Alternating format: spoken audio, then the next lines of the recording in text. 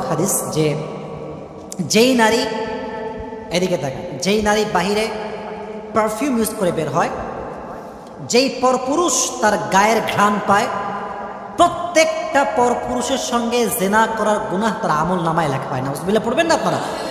আল্লাহ প্রত্যেকটা মেয়েকে এটার থেকে হেফাজত করুন, সকলে পড়া আমিন। Definitely you have the right to use this kind of perfume, okay use করেন, বাট এটা পরপুরুষের জন্য না, এটা স্বামীর জন্য হবে, ঠিক কিনা বলেন? এবার আসুন 9 নাম্বার, যেই মেয়ে স্বামীর বাধ্য, who obeys her husband, Allah subhanahu wa ta'ala loves her so much, যে ব্যক্তি, যেই মেয়ে স্বামীর আনুগত্যশীল, স্বামীর কথা শোনে, তাকে আল্লাহ তাআলা নিজেই ভালোবাসে। সুবহানাল্লাহ পড়বেন না আপনারা?